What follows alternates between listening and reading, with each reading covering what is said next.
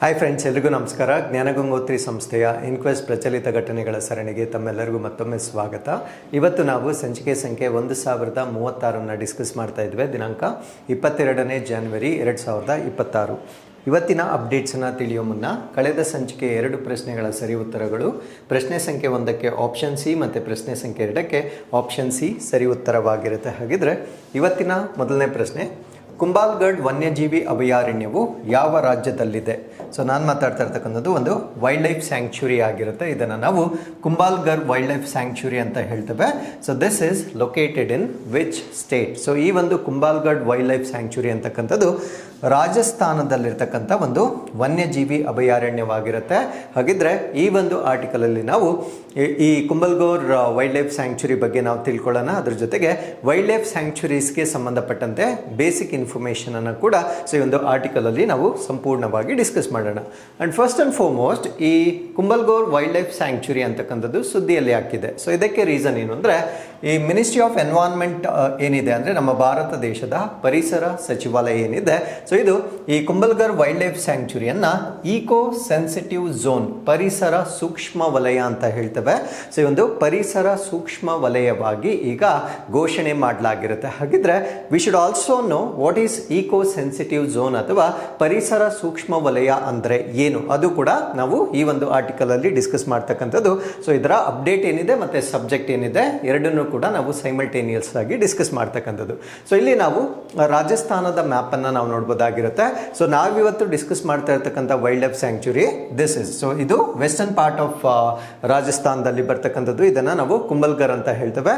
So ಇದನ್ನ ಹೊರತುಪಡಿಸಿ ರಾಜಸ್ಥಾನದಲ್ಲಿ ಇನ್ನೂ ಬೇರೆ ಬೇರೆ ವೈಲ್ಡ್ ಲೈಫ್ ಸ್ಯಾಂಕ್ಚುರೀಸ್ ಕೂಡ ಇರುತ್ತೆ. ಸೊ ಕೆಲವೊಂದನ್ನ ನಾವು ನೇಮ್ ಮಾಡೋದಾದ್ರೆ ತಾಲ್ ಛಪ್ಪರ್, ಗಜ್ನರ್ ವೈಲ್ಡ್ ಲೈಫ್ ಸ್ಯಾಂಕ್ಚುರಿ, ಸರಿಸ್ಕಾ, ಭಾರತ್ಪುರ್, ಕಿಯಾಲಾಡಿಯೋ, ರಣತಂಬೋರ್, ದಾರಾ, ರಾಮ್ ಸಾಗರ್ ಮತ್ತೆ ಮೌಂಟ್ ಅಬು. ಸೊ ಈ ರೀತಿಯ ಒಂದು ವೈಲ್ಡ್ ಲೈಫ್ ಸ್ಯಾಂಕ್ಚುರೀಸ್ಗಳು ರಾಜಸ್ಥಾನದಲ್ಲಿ ಇರ್ತಕ್ಕಂಥದ್ದು. ಸೊ ಈಗ ಕುಂಬಲ್ಗಢ್ ಏನಿರುತ್ತೆ, ಸೊ ಇದನ್ನ ಈಗ ಅಥವಾ ಈ ಒಂದು ಪ್ರದೇಶದಲ್ಲಿ ಈಕೋ ಸೆನ್ಸಿಟಿವ್ ಝೋನ್ ಅನ್ನ ಡಿಕ್ಲೇರ್ ಮಾಡ್ತಕ್ಕಂಥ ನಿರ್ಧಾರವನ್ನ ಕೇಂದ್ರ ಅರಣ್ಯ ಸಚಿವಾಲಯ ತೆಗೆದುಕೊಂಡಿರುತ್ತೆ. ಸೊ ನಾವು Kumbhalgarh wild life sanctuary declared eco sensitive zone ಅಥವಾ ಕುಂಬಲ್ಗಢ್ ವನ್ಯಜೀವಿ ಅಭಯಾರಣ್ಯದಲ್ಲಿ ಪರಿಸರ ಸೂಕ್ಷ್ಮ ವಲಯವನ್ನ ಘೋಷಣೆ ಮಾಡಲಾಗಿರುತ್ತೆ. So it is located in Aravali mountain ranges, ಅಂದ್ರೆ ಈ ಒಂದು ಕುಂಬಲ್ಗಢ್ ಅಂತಕ್ಕಂಥದ್ದು ಅರಾವಳಿ ಪರ್ವತ ಶ್ರೇಣಿಗಳಲ್ಲಿ ಇರ್ತಕ್ಕಂಥದ್ದು. ಸೊ ಇದು ತುಂಬಾ ಸುದ್ದಿಯಲ್ಲಿರುತ್ತೆ ಇತ್ತೀಚೆಗೆ. ಸೊ ಅದರಿಂದ ಅರಾವಳಿ ಮೌಂಟೇನ್ಸ್ ಅಂತಕ್ಕಂಥದ್ದು ನಮಗೆ ಮುಂದಿನ ಪರೀಕ್ಷೆಗಳು ಬಹಳ ಇಂಪಾರ್ಟೆಂಟ್ ಆಗಿರುತ್ತೆ. Aim to protect fragile ecosystem. Fragile ಅಂದ್ರೆ ಅದು ತುಂಬಾ ದುರ್ಬಲವಾಗಿರುತ್ತೆ ಅಥವಾ ಸೂಕ್ಷ್ಮವಾಗಿರುತ್ತೆ. ಇವನ್ ಸ್ಮಾಲ್ ಪೊಲ್ಯೂಷನ್ ಆಗಿರ್ಬೋದು ಅಥವಾ ಡೆವಲಪ್ಮೆಂಟಲ್ ಆಕ್ಟಿವಿಟೀಸ್ ಆಗಿರ್ಬೋದು. ಸೊ ಇದರಿಂದ ಇದಕ್ಕೆ ಮಾರಕವಾಗ್ತಕ್ಕಂಥ ಒಂದು ಸಾಧ್ಯತೆ ಇರುತ್ತೆ. ಆ ರೀತಿಯ ಒಂದು ಪರಿಸರ ವ್ಯವಸ್ಥೆಗಳನ್ನು ನಾವು ಫ್ರಜೈಲ್ ಅಥವಾ ಸೂಕ್ಷ್ಮ ಅಂತ ಹೇಳ್ತಕ್ಕಂಥದ್ದು. ಸೊ ಕುಂಬಲ್ಗಢ್ ಅಂತಕ್ಕಂಥದ್ದು ಕೂಡ ಒಂದು ಫ್ರೆಜೈಲ್ ಆಗಿರ್ತಕ್ಕಂಥ ಒಂದು ಇಕೋಸಿಸ್ಟಮ್ ಇದಾಗಿರುತ್ತೆ. ಸೊ ಈ ಒಂದು ವೈಲ್ಡ್ ಲೈಫ್ ಸ್ಯಾಂಕ್ಚುರಿ ಬಗ್ಗೆ ನಾವು ತಿಳ್ಕೊಳ್ಳೋದಾದ್ರೆ, ಸೊ ಲೊಕೇಶನ್ ನಮಗೆ ಗೊತ್ತಾಯ್ತು, ಇದು ರಾಜಸ್ಥಾನದಲ್ಲಿ ಇರ್ತಕ್ಕಂಥ ವೈಲ್ಡ್ ಲೈಫ್ ಸ್ಯಾಂಕ್ಚುರಿ ಆಗಿರುತ್ತೆ. So it is part of ancient Aravalli hills, ಅಂದ್ರೆ ಇದು ಪುರಾತನ ಅರಾವಳಿ ಬೆಟ್ಟಗಳ ಒಂದು ಭಾಗವಾಗಿರುತ್ತೆ. ಯಾಕೆ ನಾವು ಪುರಾತನ ಅಂತ ಕರಿತೀವಿ ಅಂದ್ರೆ, ಆ ಬೆಟ್ಟಗಳು ರಚನೆಗೊಂಡಾಗ ಅದು ರೂಪುಗೊಂಡಿರ್ತಕ್ಕಂಥ ಒಂದು ಪ್ರದೇಶವಾಗಿರೋದ್ರಿಂದ ಸೊ ಇದನ್ನ ನಾವು ancient part of Aravali hills ಅಂತ ಹೇಳ್ತಕ್ಕಂಥದ್ದು. ಇದರ ಜೊತೆಗೆ it is named after historic Kumbhalgarh fort, ಅಂದ್ರೆ ಅಲ್ಲಿ ಒಂದು ಕೋಟೆ ಇತ್ತು. ಅದನ್ನು ನಾವು ಐತಿಹಾಸಿಕವಾಗಿ ಅಲ್ಲಿದ್ದಂತಹ ಒಂದು ಕೋಟೆಯನ್ನು ನಾವು ಕುಂಬಲ್ಗಢ್ ಕೋಟೆ ಅಂತ ಹೇಳ್ತೇವೆ. ಸೊ ಈ ಒಂದು ಹೆಸರನ್ನ ಈ ವೈಲ್ಡ್ ಲೈಫ್ ಸ್ಯಾಂಕ್ಚುರಿಗೆ ಇಟ್ಟಿರ್ತಕ್ಕಂಥದ್ದು rich biodiversity and forest cover, ಅಂದ್ರೆ ಶ್ರೀಮಂತ ಜೀವ ವೈವಿಧ್ಯತೆ ಮತ್ತೆ ವನ್ಯ ಅಥವಾ ಅರಣ್ಯ ಪ್ರದೇಶವನ್ನ ಹೊಂದಿರತಕ್ಕಂಥ ಒಂದು ವೈಲ್ಡ್ ಲೈಫ್ ಸ್ಯಾಂಕ್ಚುರಿ ಇದಾಗಿರುತ್ತೆ. ಹಾಗಿದ್ರೆ ಸೊ ಇದರ ಇಕೋಲಾಜಿಕಲ್ ಇಂಪಾರ್ಟೆನ್ಸ್ ಏನು ಅಥವಾ ಪರಿಸರ ಪ್ರಾಮುಖ್ಯತೆ ಏನು ಅಂತ ನಾವು ನೋಡೋದಾದ್ರೆ, it acts as green barrier against desertification, ಅಂದ್ರೆ ಈ ಒಂದು ಮರುಭೂಮೀಕರಣ ಏನಿರುತ್ತೆ, ಸೊ ಇದರ ವಿರುದ್ಧವಾಗಿ ಇದು ಹಸಿರು ತಡೆಗೋಡೆಯಾಗಿ ಕೆಲಸ ಮಾಡ್ತಕ್ಕಂಥ ಒಂದು ಅರಣ್ಯ ಪ್ರದೇಶವಾಗಿ ನಾವು ನೋಡಬಹುದಾಗಿರುತ್ತೆ. ಇಲ್ಲಿ ಡೈವರ್ಸ್ ಫ್ಲಾರಾ ಅಂಡ್ ಫಾನಾ ಇರುತ್ತೆ, ಅಂದ್ರೆ ವೈವಿಧ್ಯಮಯ ಸಸ್ಯ ಮತ್ತು ಪ್ರಾಣಿಗಳನ್ನ ಹೊಂದಿರತಕ್ಕಂಥ ಒಂದು ಪ್ರದೇಶವಾಗಿರುತ್ತೆ. So important wild life corridor, ಅಂದ್ರೆ ಪ್ರಮುಖ ವನ್ಯಜೀವಿ ಕಾರಿಡಾರ್. ಸೊ ಕಾರಿಡಾರ್ ಅಂದ್ರೆ ಆ ಒಂದು ಪ್ರಾಣಿಗಳು ಒಂದು ಆವಾಸ ಸ್ಥಾನದಿಂದ ಇನ್ನೊಂದು ಆವಾಸ ಸ್ಥಾನಕ್ಕೆ ಅದೇನು ಮೂವ್ಮೆಂಟ್ ಇರುತ್ತೆ ಅಥವಾ ಚಲನೆ ಏನಿರುತ್ತೆ, ಆ ಚಲನೆಗೆ ಒಳಪಡ್ತಕ್ಕಂಥ ಏರಿಯಾವನ್ನ ನಾವು ಕಾರಿಡಾರ್ಸ್ ಅಂತ ಹೇಳ್ತೇವೆ. ಸೊ ಈ ಒಂದು ಕುಂಬಲ್ಗಢ್ ಅಂತಕ್ಕಂಥದ್ದು ಕಾರಿಡಾರ್ ಆಗಿ ಕೂಡ ಬಿಹೇವ್ ಮಾಡ್ತಕ್ಕಂಥ ಒಂದು ವೈಲ್ಡ್ ಲೈಫ್ ಸ್ಯಾಂಕ್ಚುರಿ ಆಗಿ ನಾವು ನೋಡ್ಬೋದಾಗಿರುತ್ತೆ. ಸೊ ಈಗ ನಾವು ಈಕೋ ಸೆನ್ಸಿಟಿವ್ ಝೋನ್ ಅಂದರೆ ಏನು, ಸೊ ಇದರ ಬಗ್ಗೆ ನಾವು ಡಿಸ್ಕಸ್ ಮಾಡೋದಾದ್ರೆ, ಸೊ ಇದನ್ನು ನಾವು ಪರಿಸರ ಸೂಕ್ಷ್ಮ ವಲಯ ಅಂತ ಹೇಳ್ತಕ್ಕಂಥದ್ದು. So it is a buffer zone around protected areas. ಅಂದರೆ ಈಗ ವೈಲ್ಡ್ ಲೈಫ್ ಸ್ಯಾಂಕ್ಚುರಿ ಅಂದರೆ ಅದು ಆಲ್ರೆಡಿ ಪ್ರೊಟೆಕ್ಟೆಡ್ ಏರಿಯಾ, ಸಂರಕ್ಷಿತ ಪ್ರದೇಶವಾಗಿರುತ್ತೆ. ಅಲ್ಲಿ ಈಗಾಗಲೇ ಸಾಕಷ್ಟು ಚಟುವಟಿಕೆಗಳನ್ನು ಬ್ಯಾನ್ ಮಾಡಿರ್ತಕ್ಕಂಥದ್ದು ಅಥವಾ ರೆಗ್ಯುಲೇಟ್ ಮಾಡ್ತಕ್ಕಂಥ ಒಂದು ವ್ಯವಸ್ಥೆಯನ್ನು ನಾವು ವೈಲ್ಡ್ ಲೈಫ್ ಸ್ಯಾಂಕ್ಚುರಿ ಅಂತ ಕರಿತೇವೆ. ಬಟ್ ಆ ವೈಲ್ಡ್ ಲೈಫ್ ಸ್ಯಾಂಕ್ಚುರಿಯ ಬೌಂಡ್ರಿ, ಗಡಿ ಪ್ರದೇಶಗಳೇನಿರುತ್ತೆ, ಅಲ್ಲಿಂದ ಇಮ್ಮಿಡಿಯೇಟ್ ಆಗಿ ಡೆವಲಪ್ಮೆಂಟಲ್ ಆಕ್ಟಿವಿಟೀಸನ್ನು ಮಾಡೋ ಹಾಗಿಲ್ಲ. ಸೊ ಬೌಂಡ್ರಿಯಿಂದನೇ ನಾವು ಡೆವಲಪ್ಮೆಂಟಲ್ ಆಕ್ಟಿವಿಟೀಸನ್ನು ಮಾಡೋದಾಗಲಿ ಪ್ರಾರಂಭವಾದಾಗ ಡೆಫಿನೆಟ್ಲಿ ಅದು ವೈಲ್ಡ್ ಲೈಫ್ ಸ್ಯಾಂಕ್ಚುರಿ ಮೇಲೆ ಪರಿಣಾಮವನ್ನು ಬೀರ್ತಕ್ಕಂಥ ಒಂದು ಸಾಧ್ಯತೆ ಇರುತ್ತೆ. ಆ ಬೌಂಡ್ರಿಯಿಂದ ಸ್ವಲ್ಪ ಪ್ರದೇಶವನ್ನು ನಾವು ಸಾಮಾನ್ಯವಾಗಿ ಬಫರ್ ಝೋನ್ ಅಥವಾ ತಟಸ್ಥ ವಲಯ ಅಂತ ಹೇಳ್ತೇವೆ. ಸೊ ಆ ಒಂದು ಬೌಂಡ್ರಿಯ ಒಳಗಡೆ ಇರ್ತಕ್ಕಂಥ ವನ್ಯಜೀವಿ ಅಭಯಾರಣ್ಯವನ್ನು ಪ್ರೊಟೆಕ್ಟ್ ಮಾಡುವುದರ ಜೊತೆಗೆ ಆ ಬಫರ್ ಝೋನನ್ನು ಕೂಡ ನಾವು ಸಂರಕ್ಷಣೆ ಮಾಡಬೇಕಾಗಿರುತ್ತೆ. ಸೊ ಈ ಒಂದು ಕಾನ್ಸೆಪ್ಟ್ ಅನ್ನೇ ನಾವೇನಂತ ಕರಿತೀವಿ ಅಂದ್ರೆ ಈಕೋ ಸೆನ್ಸಿಟಿವ್ ಝೋನ್ ಅಥವಾ ಪರಿಸರ ಸೂಕ್ಷ್ಮ ವಲಯ ಅಂತ ಕರಿತೇವೆ. So where human activities are regulated, ಅಂದ್ರೆ ಮಾನವ ಚಟುವಟಿಕೆಗಳನ್ನ ನಿಯಂತ್ರಣ ಮಾಡ್ತಕ್ಕಂಥ ಒಂದು ಪ್ರದೇಶವನ್ನ ನಾವು ಪರಿಸರ ಸೂಕ್ಷ್ಮ ವಲಯ ಅಂತ ಕರೀತಕ್ಕಂಥದ್ದು. ಅಂಡ್ ಪ್ರಿವೆಂಟ್ಸ್ ಈಕೋಲಾಜಿಕಲ್ ಡಿಗ್ರೇಡೇಷನ್, ಅಂದ್ರೆ ಅಲ್ಲಿರ್ತಕ್ಕಂಥ ಪರಿಸರ ಅವನತಿ ಹೊಂದುವುದನ್ನ ತಡೆಯತಕ್ಕಂಥದ್ದು ಕೂಡ ಇದರ ಉದ್ದೇಶವಾಗಿರುತ್ತೆ. ಅಂಡ್ ಪ್ರಮೋಟ್ ಸಸ್ಟೈನಬಲ್ ಡೆವಲಪ್ಮೆಂಟ್ ಅಥವಾ ಸುಸ್ಥಿರ ಅಭಿವೃದ್ಧಿಯನ್ನ ಉತ್ತೇಜನ ಮಾಡುವ ಉದ್ದೇಶದಿಂದ ಡೆಸಿಗ್ನೇಟ್ ಮಾಡ್ತಕ್ಕಂಥ ಒಂದು ಪ್ರದೇಶವನ್ನ ನಾವು ಈಕೋ ಸೆನ್ಸಿಟಿವ್ ಝೋನ್ ಅಂತ ಕರೀತಕ್ಕಂಥದ್ದು. ಹಾಗಿದ್ರೆ ಸೊ ಈಕೋ ಸೆನ್ಸಿಟಿವ್ ಝೋನ್ ಅಂತ ಅದನ್ನ ಡೆಸಿಗ್ನೇಟ್ ಮಾಡಲಿಕ್ಕೆ ಆಬ್ಜೆಕ್ಟಿವ್ಸ್ ಏನು ಅಥವಾ ಉದ್ದೇಶಗಳೇನು ಅಂತ ನಾವು ನೋಡೋದಾದ್ರೆ, conservation of wild life and habitat, ಅಂದ್ರೆ ವನ್ಯಜೀವಿಗಳನ್ನ ಮತ್ತೆ ಅವುಗಳು ವಾಸ ಮಾಡ್ತಕ್ಕಂಥ ಹ್ಯಾಬಿಟ್ಯಾಟ್ ಅಥವಾ ಆವಾಸ ಸ್ಥಾನಗಳನ್ನು ಸಂರಕ್ಷಣೆ ಮಾಡ್ತಕ್ಕಂಥದ್ದು. ಫಾರ್ ಎಕ್ಸಾಂಪಲ್, ಇತ್ತೀಚೆಗೆ ನಾವು ಅನೇಕ ಪ್ರಾಣಿಗಳನ್ನು ಮತ್ತು ಪಕ್ಷಿಗಳನ್ನು ಎಂಡೇಂಜರ್ಡ್ ಅಥವಾ ಕ್ರಿಟಿಕಲಿ ಎಂಡೇಂಜರ್ಡ್ ಅಂತ ಕರಿತೇವೆ. ಅದಕ್ಕೆ ಒನ್ ಆಫ್ ದಿ ರೀಸನ್ಸ್ ಯಾವಾಗಲೂ ಕೂಡ ಏನಾಗಿರುತ್ತೆ ಅಂದರೆ ಹ್ಯಾಬಿಟ್ಯಾಟ್ ಲಾಸ್ ಅಂತ ಇರುತ್ತೆ. ಅಂದರೆ ಆವಾಸ ಸ್ಥಾನದ ನಷ್ಟವಾಗುತ್ತಿರುವ ಕಾರಣದಿಂದ ಅವುಗಳ ಪಾಪ್ಯುಲೇಷನ್ ಅಂತಕ್ಕಂಥದ್ದು ಕಡಿಮೆ ಆಗ್ತಾ ಇರುತ್ತೆ. ಸೊ ಅದರಿಂದ ನಾವು ವನ್ಯಜೀವಿಗಳನ್ನು ಕೂಡ ರಕ್ಷಣೆ ಮಾಡಬೇಕು, ಅದ್ರ ಜೊತೆಗೆ ಅವುಗಳು ವಾಸ ಮಾಡ್ತಕ್ಕಂಥ ಪ್ರದೇಶವನ್ನು ಕೂಡ ಸಂರಕ್ಷಣೆ ಮಾಡಬೇಕಾಗಿರುತ್ತೆ. ಸೊ ಈ ಎರಡನ್ನ ಕೂಡ ನಾವು ಈಕೋ ಸೆನ್ಸಿಟಿವ್ ಝೋನ್ನ ಮುಖಾಂತರ ಪ್ರೊಟೆಕ್ಟ್ ಮಾಡ್ತಕ್ಕಂಥದ್ದು ಇದರ ಉದ್ದೇಶವಾಗಿರುತ್ತೆ. ಸೊ ಎರಡನೇದು ಕಂಟ್ರೋಲ್ ಅನ್ರೆಗ್ಯುಲೇಟೆಡ್ ಡೆವಲಪ್ಮೆಂಟ್ಸ್, ಅಂದ್ರೆ ಕೆಲವೊಂದು ಅನಿಯಂತ್ರಿತ ಚಟುವಟಿಕೆಗಳೇನಿರುತ್ತೆ ಅಥವಾ ಅಭಿವೃದ್ಧಿಗಳೇನಿರುತ್ತೆ, ಸೊ ಅದನ್ನ ನಿಯಂತ್ರಣ ಮಾಡ್ತಕ್ಕಂಥದ್ದು. ಆ ರೀತಿಯ ಅನಿಯಂತ್ರಿತ ಚಟುವಟಿಕೆಗಳು ಯಾವುದು ಅನ್ನೋದನ್ನ ಸೊ ನನ್ನ ಮುಂದೆ ಈ ಒಂದು ಆರ್ಟಿಕಲ್ ಅಲ್ಲೇ ಎಕ್ಸ್ಪ್ಲೇನ್ ಮಾಡ್ತೇನೆ. ಅದರ ಜೊತೆಗೆ ರೆಡ್ಯೂಸ್ ಪೊಲ್ಯೂಷನ್ ಅಂಡ್ ಡಿಫಾರೆಸ್ಟೇಷನ್, ಅಂದ್ರೆ ಮಾಲಿನ್ಯ ಮತ್ತೆ ಅರಣ್ಯ ನಾಶವನ್ನ ಕಡಿಮೆ ಮಾಡ್ತಕ್ಕಂಥದ್ದು. ಅದರ ಜೊತೆಗೆ ಮೇಂಟೈನ್ ಈಕೋಲಾಜಿಕಲ್ ಬ್ಯಾಲೆನ್ಸ್ ಅಥವಾ ಪರಿಸರ ಸಮತೋಲನವನ್ನ ಕಾಪಾಡ್ತಕ್ಕಂಥದ್ದು. ಸೊ ಈಕೋ ಸೆನ್ಸಿಟಿವ್ ಝೋನ್ ನ ಅಡಿಯಲ್ಲಿ ಬರ್ತಕ್ಕಂಥ ಒಂದು ಆಬ್ಜೆಕ್ಟಿವ್ಸ್ ಆಗಿ ನಾವು ನೋಡಬಹುದಾಗಿರುತ್ತೆ. ಇನ್ನು what are the regulated and prohibited activities, ಅಂದ್ರೆ ಸಪೋಸ್ ಇಮ್ಯಾಜಿನ್ ನಾವೊಂದು ಪ್ರದೇಶವನ್ನು ಈಕೋ ಸೆನ್ಸಿಟಿವ್ ಝೋನ್ ಅಂತ ಡಿಕ್ಲೇರ್ ಮಾಡಿದ್ದೇವೆ. ಆ ಒಂದು ಪ್ರದೇಶದಲ್ಲಿ ಯಾವ ಚಟುವಟಿಕೆಗಳನ್ನು ನಿಯಂತ್ರಣ ಮಾಡ್ತಾರೆ, ನಿಯಂತ್ರಣ ಅಂದರೆ ಅದಕ್ಕೊಂದು ಸ್ಕೇಲ್ ಇರುತ್ತೆ, ಅದರಿಂದ ಆಚೆ ಆ ಒಂದು ಚಟುವಟಿಕೆಗಳನ್ನು ಮಾಡೋ ಹಾಗಿಲ್ಲ. ಆ ಮಾನದಂಡಗಳ ಒಳಗಡೆನೆ ಆ ಒಂದು ಚಟುವಟಿಕೆಗಳನ್ನು ಮಾಡಲಿಕ್ಕೆ ಅವಕಾಶ ಇರುತ್ತೆ. ಅದನ್ನು ನಾವು ರೆಗ್ಯುಲೇಟೆಡ್ ಅಥವಾ ನಿಯಂತ್ರಿತ ಅಂತ ಕರಿತೇವೆ. ಇನ್ನು ಪ್ರಾಹಿಬಿಟೆಡ್ ಅಂದರೆ ನಿಷೇಧಿತ, ಆ ಚಟುವಟಿಕೆಗಳನ್ನು ಮಾಡಲಿಕ್ಕೆ ಯಾವುದೇ ಅವಕಾಶ ಇರೋದಿಲ್ಲ, ಅಂದರೆ 0% ಚಾನ್ಸ್ ಅನ್ನ ಕೊಟ್ಟಿರ್ತಾರೆ. ಸೊ ಆ ರೀತಿಯ ಒಂದು ಚಟುವಟಿಕೆಗಳನ್ನು ನಾವೇನಂತ ಕರಿತೀವಿ ಅಂದ್ರೆ ಪ್ರಾಹಿಬಿಟೆಡ್ ಆಕ್ಟಿವಿಟೀಸ್ ಅಂತ ಕರಿತೇವೆ. ಅಲ್ಲಿಗೆ ಈಕೋ ಸೆನ್ಸಿಟಿವ್ ಝೋನ್ ನ ಅಡಿಯಲ್ಲಿ ರೆಗ್ಯುಲೇಟೆಡ್ ಆಕ್ಟಿವಿಟೀಸ್ ಕೂಡ ಬರುತ್ತೆ, ಈವನ್ ಪ್ರಾಹಿಬಿಟೆಡ್ ಅಥವಾ ನಿಷೇಧಿತ ಚಟುವಟಿಕೆಗಳನ್ನ ಕೂಡ ನಾವು ವಿಟ್ನೆಸ್ ಮಾಡಬಹುದಾಗಿರುತ್ತೆ. ಹಾಗಿದ್ರೆ ರೆಸ್ಟ್ರಿಕ್ಷನ್ಸ್ ಆನ್ ಮೈನಿಂಗ್ ಅಂಡ್ ಕ್ವಾರಿಯಿಂಗ್, ಅಂದ್ರೆ ಗಣಿಗಾರಿಕೆ ಮಾಡ್ತಕ್ಕಂಥದ್ದು, ಕಲ್ಲು ಗಣಿಗಾರಿಕೆಯನ್ನ ಮಾಡ್ತಕ್ಕಂಥದ್ದನ್ನ ನಿರ್ಬಂಧ ಹೇರಲಾಗಿರುತ್ತೆ ಈಕೋ ಸೆನ್ಸಿಟಿವ್ ಝೋನ್ ನಲ್ಲಿ. ಅದರ ಜೊತೆಗೆ ರೆಗ್ಯುಲೇಷನ್ ಆಫ್ ಕನ್ಸ್ಟ್ರಕ್ಷನ್ ಆಕ್ಟಿವಿಟೀಸ್, ಅಂದ್ರೆ ನಿರ್ಮಾಣ ಚಟುವಟಿಕೆಗಳನ್ನ ಕೂಡ ಇಲ್ಲಿ ನಿಯಂತ್ರಣ ಮಾಡ್ತಕ್ಕಂಥ ಒಂದು ವ್ಯವಸ್ಥೆಗೆ ಒಳಪಟ್ಟಿರುತ್ತೆ. ಕಂಟ್ರೋಲ್ ಆನ್ ಇಂಡಸ್ಟ್ರಿಯಲ್ ಪೊಲ್ಯೂಷನ್, ಅಂದ್ರೆ ಕೈಗಾರಿಕಾ ಮಾಲಿನ್ಯ ಏನಿರುತ್ತೆ ಅದನ್ನು ಕೂಡ ನಿಯಂತ್ರಣ ಮಾಡ್ತಕ್ಕಂಥದ್ದನ್ನು ನಾವಿಲ್ಲಿ ಗಮನಿಸಬಹುದಾಗಿರುತ್ತೆ. And promotion of eco friendly practices, ಅಂದ್ರೆ ಪರಿಸರ ಸ್ನೇಹಿ ಅಭ್ಯಾಸಗಳನ್ನು ಉತ್ತೇಜನ ಮಾಡ್ತಕ್ಕಂಥ ಒಂದು ಪ್ರದೇಶವನ್ನು ನಾವು ESZ ಅಂತ ಕರಿತೇವೆ. ಹಾಗಿದ್ರೆ ಈಕೋ ಸೆನ್ಸಿಟಿವ್ ಝೋನ್ಸ್ ಅಲ್ಲಿ ಯಾವ ಚಟುವಟಿಕೆಗಳನ್ನು ಮಾಡಲಿಕ್ಕೆ ಅವಕಾಶ ಇರುತ್ತೆ ಅದನ್ನು ನಾವು ಪರ್ಮಿಟೆಡ್ ಆಕ್ಟಿವಿಟೀಸ್ ಅಂತ ಕರಿತೇವೆ. ಪರ್ಮಿಟೆಡ್ ಅಂದರೆ ಅನುಮತಿಸಲಾದ ಚಟುವಟಿಕೆಗಳು ಯಾವುದು ಅಂತ ನಮಗೆ ಗೊತ್ತಿರಬೇಕಾಗಿರುತ್ತೆ. ಹಾಗಿದ್ರೆ ಸೊ ಈಕೋ ಸೆನ್ಸಿಟಿವ್ ಝೋನ್ಸ್ ಅಲ್ಲಿ ನಾವು ಏನೇನು ಮಾಡ್ಬೋದು ಅಂತ ನಾವಿಲ್ಲಿ ನೋಡೋದಾದ್ರೆ ಸಸ್ಟೈನಬಲ್ ಅಗ್ರಿಕಲ್ಚರ್, ಸುಸ್ಥಿರ ಕೃಷಿಯನ್ನು ನಾವು ಮಾಡ್ಬೋದಾಗಿರುತ್ತೆ. ಯಾವುದೇ ಒಂದು ನ್ಯೂ ಟೆಕ್ನಾಲಜಿ ಆಫ್ ಅಗ್ರಿಕಲ್ಚರ್ ಆಗಿರ್ಬೋದು ಅಥವಾ ಸಾಂಪ್ರದಾಯಿಕವಾಗಿ ಬೆಳೆಯುತ್ತಿರುವ ಬೆಳೆಗಳನ್ನು ಹೊರತುಪಡಿಸಿ ಯಾವುದೋ ಒಂದು ಎಕ್ಸಾಟಿಕ್ ಕ್ರಾಪ್ಸನ್ನು ಬೆಳೀತಕ್ಕಂಥದ್ದಾಗಲಿ ಅಲ್ಲಿ ಅವಕಾಶ ಇರೋದಿಲ್ಲ. ಅಥವಾ ಹೆಚ್ಚಾಗಿ ಕೃತಕ ರಸಗೊಬ್ಬರಗಳಾಗಿರ್ಬೋದು ಅಥವಾ ಈ ಒಂದು ಕೃತಕ ಪೆಸ್ಟಿಸೈಡ್ಸ್ ಅಥವಾ ಕೀಟನಾಶಕಗಳಾಗಿರ್ಬೋದು ಇದನ್ನು ಹೆಚ್ಚಾಗಿ ಬಳಕೆ ಮಾಡಲಿಕ್ಕೆ ಅವಕಾಶ ಇರೋದಿಲ್ಲ. ಸೊ ಇದು ಈ ಒಂದು ಚಟುವಟಿಕೆಗಳನ್ನು ನಾವು ಸುಸ್ಥಿರ ಕೃಷಿ ಅಥವಾ ಸಸ್ಟೈನಬಲ್ ಅಗ್ರಿಕಲ್ಚರ್ ಅಂತ ಹೇಳ್ತೇವೆ. Then ecotourism under guidelines ಅಂದರೆ ಪ್ರವಾಸೋದ್ಯಮವನ್ನು ಅಲ್ಲಿ ಮಾಡಲಿಕ್ಕೆ ಅವಕಾಶ ಇರುತ್ತೆ. ಬಟ್ ಅದಕ್ಕೆ ಕೆಲವೊಂದು ಮಾರ್ಗಸೂಚಿಗಳು ಇರುತ್ತೆ. ಆ ಒಂದು ಮಾರ್ಗಸೂಚಿಗಳ ಅಡಿಯಲ್ಲಿ ಪ್ರವಾಸೋದ್ಯಮ ಮಾಡಲಿಕ್ಕೆ ಅವಕಾಶವನ್ನು ನೀಡಲಾಗಿರುತ್ತೆ. ಟ್ರೆಡಿಷನಲ್ ಲೈವ್ಲಿಹುಡ್ ಅಂದರೆ ಸಾಂಪ್ರದಾಯಿಕ ಜೀವನೋಪಾಯ ಅಂದರೆ ಐತಿಹಾಸಿಕವಾಗಿ ಅವರು ಯಾವ ಕಸುಬುಗಳನ್ನು ಮಾಡ್ಕೊಂಡು ಬಂದಿರ್ತಾರೆ ಅದನ್ನೇ ಅವರು ಮುಂದುವರಿಸಬಹುದಾಗಿರುತ್ತೆ. ಸೊ ಯಾವುದೇ ಒಂದು ಫ್ಯಾನ್ಸಿ ಆಗಿರ್ತಕ್ಕಂಥ ಆಕ್ಟಿವಿಟೀಸನ್ನು ಮಾಡಲಿಕ್ಕೆ ಈ ಒಂದು ಪ್ರದೇಶದಲ್ಲಿ ಅವಕಾಶವನ್ನು ನೀಡೋದಿಲ್ಲ. ಅಂಡ್ ಕನ್ಸರ್ವೇಷನ್ ಬೇಸ್ಡ್ ಆಕ್ಟಿವಿಟೀಸ್ ಅಥವಾ ಸಂರಕ್ಷಣೆ ಆಧಾರಿತ ಚಟುವಟಿಕೆಗಳನ್ನು ಮಾಡಲಿಕ್ಕೆ ಸೊ ಈ ಒಂದು ಪ್ರದೇಶದಲ್ಲಿ ಅನುಮತಿಯನ್ನು ನೀಡಿರ್ತಕ್ಕಂಥದ್ದನ್ನು ನಾವು ಗಮನಿಸಬಹುದಾಗಿರುತ್ತೆ. So with this let's get into question number 2. ಅಂತಾರಾಷ್ಟ್ರೀಯ ಬಾಹ್ಯಾಕಾಶ ನಿಲ್ದಾಣ ಈ ಕೆಳಗಿನವುಗಳನ್ನು ಒಳಗೊಂಡಿರುವ ಜಂಟಿ ಯೋಜನೆಯಾಗಿದೆ. The international space station is a joint project involving. So ನಾನು ಹೇಳ್ತಾ ಇರ್ತಕ್ಕಂಥದ್ದು ಅಂತಾರಾಷ್ಟ್ರೀಯ ಬಾಹ್ಯಾಕಾಶ ನಿಲ್ದಾಣ. ಯಾರು ಇದನ್ನು ಸ್ಥಾಪನೆ ಮಾಡಿದ್ದಾರೆ ಸೊ ಅದನ್ನು ನಾನು ಪ್ರಶ್ನೆಯ ರೂಪದಲ್ಲಿ ಕೇಳಿರ್ತೇನೆ.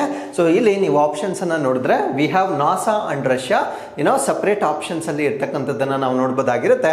ಆ್ಯಕ್ಚುಲಿ ಈ ಒಂದು ಇಂಟರ್ನ್ಯಾಷನಲ್ ಸ್ಪೇಸ್ ಸ್ಟೇಷನನ್ನು ಡೆವಲಪ್ ಮಾಡಿರ್ತಕ್ಕಂಥವರು ವಿವಿಧ ದೇಶಗಳ ಬಹು ಬಾಹ್ಯಾಕಾಶ ಸಂಸ್ಥೆಗಳು ಅಥವಾ multiple space agencies from different countries ಅಂದರೆ ಬೇರೆ ಬೇರೆ ರಾಷ್ಟ್ರಗಳು ಈ ಅಂತಾರಾಷ್ಟ್ರೀಯ ಬಾಹ್ಯಾಕಾಶ ನಿಲ್ದಾಣವನ್ನು ನಿರ್ಮಾಣ ಮಾಡುವಲ್ಲಿ ತಮ್ಮ ಕೊಡುಗೆಯನ್ನು ನೀಡಿರ್ತಾರೆ. ಸೊ ಇದು ಕೇವಲ ಒಂದು ಪರ್ಟಿಕ್ಯುಲರ್ ರಾಷ್ಟ್ರ ಅಥವಾ ಒಂದು ಪರ್ಟಿಕ್ಯುಲರ್ ಬಾಹ್ಯಾಕಾಶ ಸಂಸ್ಥೆಯಿಂದ ನಿರ್ಮಾಣವಾಗಿದ್ದಲ್ಲ, ಬೇರೆ ಬೇರೆ ಬಾಹ್ಯಾಕಾಶ ಸಂಸ್ಥೆಗಳು ತಮ್ಮ ಕೊಡುಗೆಯನ್ನು ಇದರಲ್ಲಿ ಕೊಟ್ಟಿರುತ್ತೆ. ಹಾಗಿದ್ರೆ ಇಂಟರ್ನ್ಯಾಷನಲ್ ಸ್ಪೇಸ್ ಸ್ಟೇಷನ್ಗೆ ಸಂಬಂಧಪಟ್ಟಂತೆ ನಾನು ಪ್ರಶ್ನೆಯನ್ನು ಕೊಡಲು ಕಾರಣ ಏನು ಅಂದರೆ NASA conducts first medical evacuation from ISS ಅಂದರೆ ನಾಸಾದವರು ಈ ಇಂಟರ್ನ್ಯಾಷನಲ್ ಸ್ಪೇಸ್ ಸ್ಟೇಷನ್ಗೆ ಸಂಬಂಧಪಟ್ಟಂತೆ ಒಂದು ಮಿಷನ್ ಅನ್ನು ಮಾಡಿರ್ತಾರೆ ಅಥವಾ ಖಗೋಳ ಶಾಸ್ತ್ರಜ್ಞರನ್ನು ಕಳಿಸಿರ್ತಾರೆ.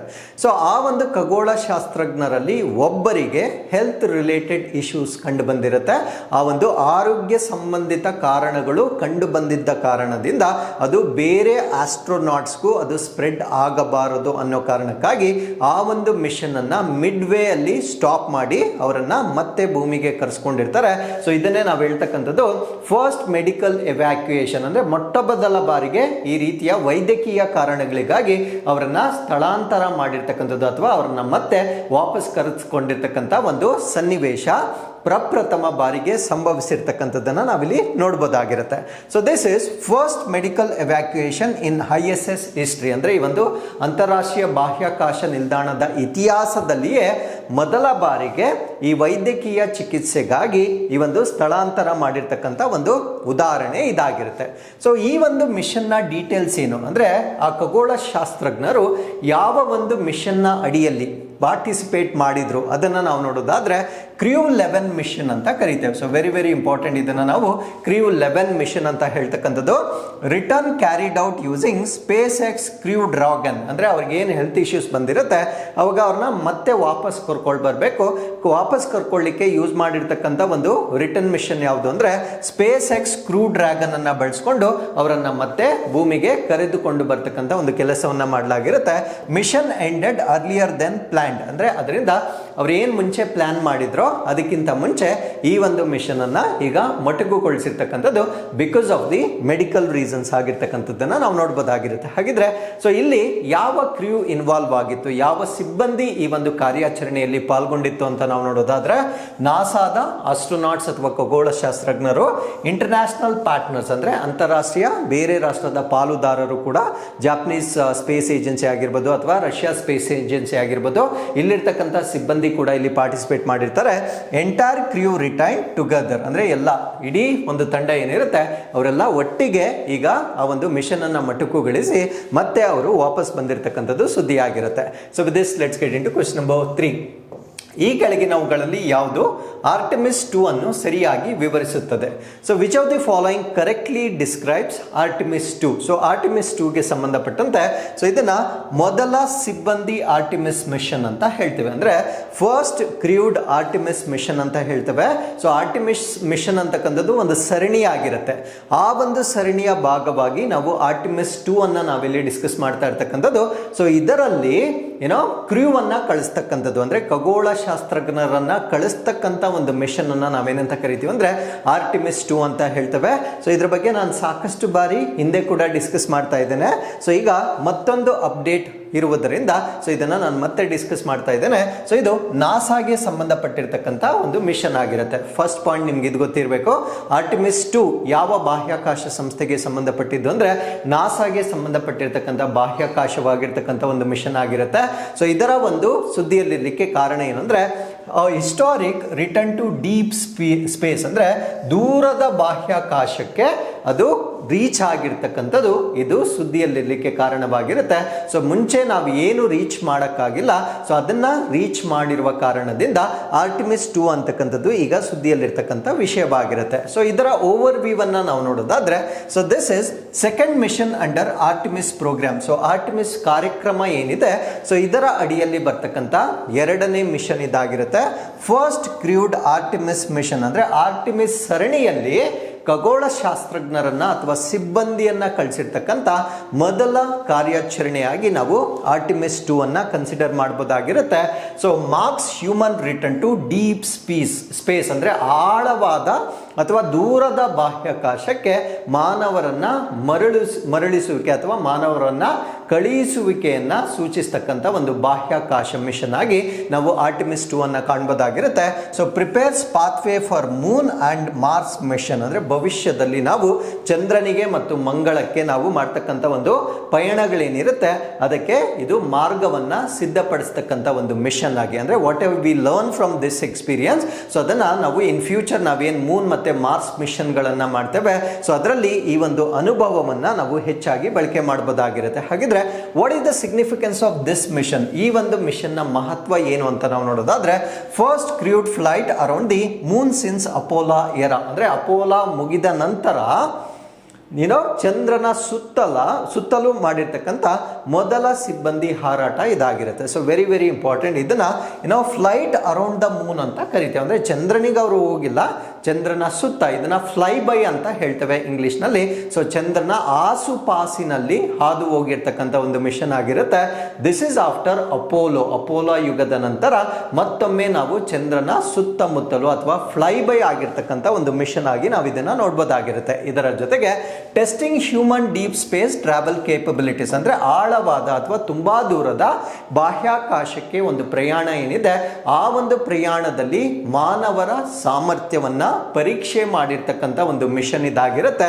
And major milestone in modern space exploration ಅಂದ್ರೆ ಈ ಒಂದು ಆಧುನಿಕ ಬಾಹ್ಯಾಕಾಶ ಪರಿಶೋಧನೆಯಲ್ಲಿ ಪ್ರಮುಖ ಮೈಲಿಗಲ್ಲು ಅಂತ ನಾವು ಆರ್ಟೆಮಿಸ್ 2 ಅನ್ನ ಈ ಒಂದು ಕಾರ್ಯಾಚರಣೆಯ ಮುಖಾಂತರ ನಾವು ಪರಿಗಣನೆಗೆ ತೆಗೆದುಕೊಳ್ಬಹುದಾಗಿರುತ್ತೆ. ಇನ್ನು ಈ ಒಂದು ಮಿಷನ್ ನ ಆಬ್ಜೆಕ್ಟಿವ್ಸ್ ಏನಿತ್ತು, ಉದ್ದೇಶಗಳು ಏನಿತ್ತು ಅಂತ ನಾವಿಲ್ಲಿ ನೋಡೋದಾದ್ರೆ validate space craft systems with crew on board ಅಂದ್ರೆ ಈ ಬಾಹ್ಯಾಕಾಶ ನೌಕೆ ಏನಿರುತ್ತೆ ಇದನ್ನ ಅವರು ಮೌಲ್ಯೀಕರಣ ಮಾಡ್ತಾರೆ. ಸೊ ಬರೀ ಬಾಹ್ಯಾಕಾಶ ನೌಕೆಯನ್ನ ಮಾತ್ರವಲ್ಲ, ಬಾಹ್ಯಾಕಾಶ ನೌಕೆಯು ಸಿಬ್ಬಂದಿಯನ್ನ ಒಳಗೊಂಡಿರ್ತಕ್ಕಂಥ ಈ ಒಂದು ವ್ಯವಸ್ಥೆ ಏನಿರುತ್ತೆ ಇದನ್ನ ವ್ಯಾಲಿಡೇಟ್ ಮಾಡ್ತಕ್ಕಂಥದ್ದು. ವ್ಯಾಲಿಡೇಷನ್ ಅಂದ್ರೆ ಅಲ್ಲಿರ್ತಕ್ಕಂಥ ಸಿಬ್ಬಂದಿಗೆ so whatever the preparation, ಅವ್ರು ವಿತ್ ಪ್ರಿಪರೇಷನ್ ಹೋಗಿರ್ತಾರೆ. ಸೊ ಅಲ್ಲೇನಾದ್ರೂ ತೊಡಕು ಉಂಟಾಗ್ತಾ ಇದೆಯಾ ಅಥವಾ can they return safely to the earth, so ಇದನ್ನ ನಾವು ವ್ಯಾಲಿಡೇಷನ್ ಮಾಡ್ತಕ್ಕಂಥದ್ದು. ಸೊ ಈ ಒಂದು ಮಿಷನ್ ನ ಮುಖಾಂತರ ವ್ಯಾಲಿಡೇಷನ್ ಅಥವಾ ಮೌಲ್ಯೀಕರಣ ಮಿಷನವನ್ನ ಪೂರ್ಣಗೊಳಿಸಲಾಗಿರುತ್ತೆ.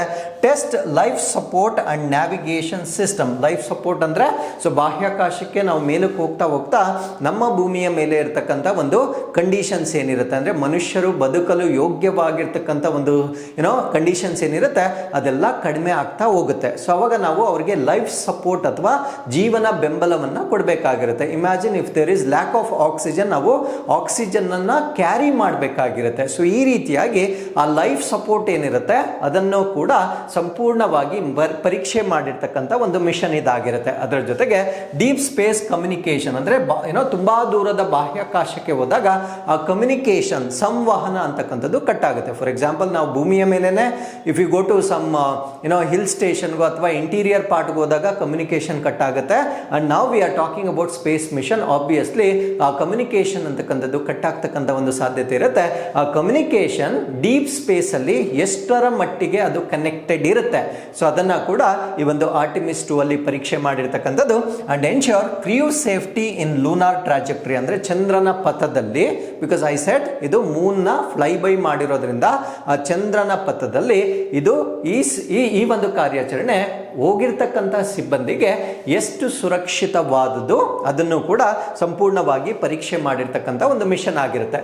ಇನ್ನು ಯಾವ ಸ್ಪೇಸ್ ಕ್ರಾಫ್ಟ್ ಅನ್ನ ಇಲ್ಲಿ ಬಳಕೆ ಮಾಡಿದ್ದಾರೆ, ಯಾವ ಟೆಕ್ನಾಲಜಿ ಅಥವಾ ತಂತ್ರಜ್ಞಾನವನ್ನ ಆರ್ಟಿಮಿಸ್ 2 ಅಲ್ಲಿ ಬಳಕೆ ಮಾಡಿದ್ದಾರೆ ಅಂತ ನಾವು ನೋಡೋದಾದ್ರೆ, ಸೊ ಈ ಒಂದು ಮಾಡ್ಯೂಲ್ ಅನ್ನ ನಾವೇನಂತ ಕರಿತೀವಿ ಅಂದ್ರೆ ಓರಿಯನ್ ಸಿಬ್ಬಂದಿ ಮಾಡ್ಯೂಲ್ ಅಥವಾ ಓರಿಯನ್ ಕ್ರ್ಯೂ ಮಾಡ್ಯೂಲ್ ಅಂತ ಇದಕ್ಕೆ ಕರೆಯಲಾಗುತ್ತೆ. ಸೊ ಇಲ್ಲಿ ಯೂಸ್ ಮಾಡಿರ್ತಕ್ಕಂಥ ರಾಕೆಟ್ ಯಾವುದು ಅಂದ್ರೆ ಸ್ಪೇಸ್ ಲಾಂಚ್ ಸಿಸ್ಟಮ್ ರಾಕೆಟ್ ಅಂತ ಕರಿತೇವೆ. So space launch system rocket ನ ಮುಖಾಂತರ ಆರ್ಟಿಮಿಸ್ 2 ಅನ್ನ ಕಂಡಕ್ಟ್ ಮಾಡಲಾಗಿರುತ್ತೆ. ಸೊ ಈ ಒಂದು ಮಿಷನ್ ನ ಪ್ರೊಫೈಲ್ ಏನು ಅಂತ ನಾವು ನೋಡೋದಾದ್ರೆ, ಸೊ ಈ ಒಂದು ಮಿಷನ್ ನ ಪ್ರೊಫೈಲ್ ಅನ್ನು ನಾವು ಲೂನಾರ್ ಫ್ಲೈ ಬೈ ಆರ್ಬಿಟ್ ಅಂತ ಕರಿತೇವೆ. So I told you this already. So lunar ಅಂದ್ರೆ ಚಂದ್ರನನ್ನ ಫ್ಲೈ ಬೈ ಮಾಡ್ತಕ್ಕಂಥದ್ದು ಅಂದ್ರೆ ಎಷ್ಟು ಹತ್ತಿರ ಸಾಧ್ಯವಾಗುತ್ತೆ ಅಷ್ಟು ಹತ್ತಿರವಾಗಿ ನಾವು ಚಂದ್ರನ ಪಕ್ಕದಲ್ಲಿ ಹಾರಾಟ ಮಾಡ್ತಕ್ಕಂಥದ್ದನ್ನ ಫ್ಲೈ ಬೈ ಅಂತ ಹೇಳ್ತೇವೆ. ಸೊ ಆರ್ಟಿಮಿಸ್ 2 ಕೂಡ ಒಂದು ಲೂನಾರ್ ಫ್ಲೈ ಬೈ ಆರ್ಬಿಟ್ ನಲ್ಲಿ ಇದನ್ನ ಈ ಒಂದು ಮಿಷನ್ ಅನ್ನ ಕಾರ್ಯಗತಗೊಳಿಸಿರ್ತಾರೆ. No lunar landing. ಸೊ ಈ ಡಿಫರೆನ್ಸ್ ನಮಗೆ ಗೊತ್ತಿರಬೇಕಾಗಿರುತ್ತೆ. ಚಂದ್ರನ ಮೇಲೆ ಅವರು ಲ್ಯಾಂಡಿಂಗ್ ಅನ್ನ ಮಾಡಿಲ್ಲ, ಚಂದ್ರನ ಪಕ್ಕದಲ್ಲಿ ಹಾದು ಹೋಗಿರ್ತಕ್ಕಂಥ ಒಂದು ಮಿಷನ್ ಆಗಿ ನಾವು ಇದನ್ನ ನೋಡಬಹುದಾಗಿರುತ್ತೆ. Safe return and splash down on earth ಅಂದ್ರೆ ಅವರು ಸುರಕ್ಷಿತವಾಗಿ ಭೂಮಿಗೆ ಬರ್ತಕ್ಕಂಥದ್ದು. ಅಂಡ್ ಸ್ಪ್ಲಾಶ್ ಡೌನ್ ಅಂದ್ರೆ ಯಾವ್ದಾದ್ರು ಸುರಕ್ಷಿತ ಪ್ಲೇಸ್ಗೆ ಆ ಸಿಬ್ಬಂದಿ ಅಂತಕ್ಕಂಥದ್ದು ಲ್ಯಾಂಡ್ ಆಗ್ತಕ್ಕಂಥದ್ದನ್ನ ನಾವು ಸ್ಪ್ಲಾಶ್ ಡೌನ್ ಅಂತ ಹೇಳ್ತೇವೆ. ಸೊ ಈ ಒಂದು ಪ್ರೊಫೈಲ್ ಅನ್ನ ನಾವು ಆರ್ಟಿಮಿಸ್ 2 ಅಲ್ಲಿ ನೋಡಬಹುದಾಗಿರುತ್ತೆ. ಸೊ ಇನ್ನು what is the role of Artemis program. Artemis program ನ ಪಾತ್ರವೇನು ಅಂತ ನಾವು ನೋಡೋದಾದ್ರೆ, so it is precursor to Artemis 3 lunar landing. ಅಂದ್ರೆ ನೆಕ್ಸ್ಟ್ ಇವಾಗ ಆರ್ಟಿಮಿಸ್ 2 ನ ನಂತರ ಆರ್ಟಿಮಿಸ್ 3 ಮಾಡ್ತಾರೆ.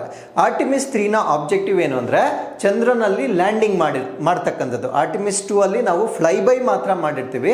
ಆರ್ಟಿಮಿಸ್ 3 ಅಲ್ಲಿ ನಾವು ಚಂದ್ರನಿಗೆ ಸಿಬ್ಬಂದಿಯನ್ನ ಕಳಿಸ್ತಕ್ಕಂಥ ಒಂದು ಮಿಷನ್ ಆಗಿರುತ್ತೆ. ಸೊ ಇವಾಗ ನಾವು ಏನ್ ಮಾಡಿದ್ದೇವೆ ಆರ್ಟಿಮಿಸ್ 2 ಅಂತಕ್ಕಂಥದ್ದು ಅದು ಪೂರ್ವಗಾಮಿ ಅಥವಾ ಅದನ್ನ ನಾವು ಪ್ರಿಕರ್ಸರ್ ಅಂತ ಹೇಳ್ತಕ್ಕಂಥದ್ದು. Supports long term lunar presence ಅಂದ್ರೆ ದೀರ್ಘಾವಧಿಯ ಚಂದ್ರನ ಉಪಸ್ಥಿತಿ ಅಂದ್ರೆ ಚಂದ್ರನಲ್ಲಿ ಉಪಸ್ಥಿತಿಯನ್ನ ಬೆಂಬಲಿಸ್ತಕ್ಕಂಥ ಒಂದು ಮಿಷನ್ ಆಗಿರುತ್ತೆ.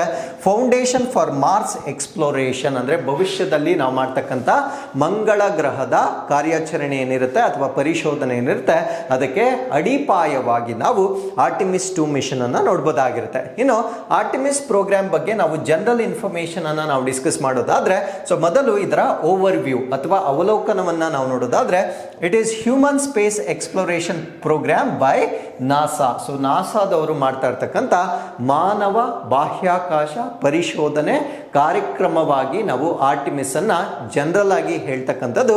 AIIMS to return humans to the moon ಅಂದ್ರೆ ಚಂದ್ರನಿಗೆ ಮನುಷ್ಯರನ್ನ ಕಳಿಸ್ತಕ್ಕಂಥದ್ದು ಇದರ ಅಂತಿಮವಾಗಿರ್ತಕ್ಕಂಥ ಉದ್ದೇಶವಾಗಿ ನಾಸಾ ಪ್ರಾರಂಭ ಮಾಡಿರ್ತಕ್ಕಂಥ ಒಂದು ಕಾರ್ಯಾಚರಣೆ ಇದಾಗಿರುತ್ತೆ.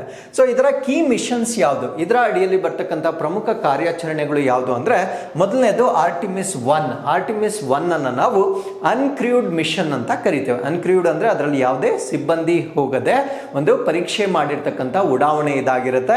ಆರ್ಟಿಮಿಸ್ 2 ಬಗ್ಗೆ ನಮ್ಗೆ ಆಲ್ರೆಡಿ ಗೊತ್ತಾಗಿದೆ. ಸೊ ಲೂನಾರ್ ಫ್ಲೈ ಬೈ ಅಥವಾ ಚಂದ್ರನ ಪಕ್ಕದಲ್ಲಿ ಹಾದು ಹೋಗ್ತಕ್ಕಂಥ ಒಂದು ಮಿಷನ್ ಆಗಿ ನಾವು ಇದನ್ನ ನೋಡಬಹುದಾಗಿರುತ್ತೆ. ಆರ್ಟಿಮಿಸ್ 3 ಕೂಡ ನಮಗೆ ಗೊತ್ತಾಗಿದೆ. ಸೊ ಚಂದ್ರನಿಗೆ ಮನುಷ್ಯರನ್ನ ಲ್ಯಾಂಡಿಂಗ್ ಮಾಡಿಸ್ತಕ್ಕಂಥ ಒಂದು ಮಿಷನ್ ಆಗಿರುತ್ತೆ. And future Artemis missions for lunar base development. So 3ಗೆ ಸದ್ಯಕ್ಕೆ ಎಂಡ್ ಮಾಡಿದ್ದಾರೆ. ಭವಿಷ್ಯದಲ್ಲಿ ಈ ಒಂದು ಸರಣಿಯನ್ನ ಅವರು ಮುಂದುವರಿಸ್ತಾರೆ.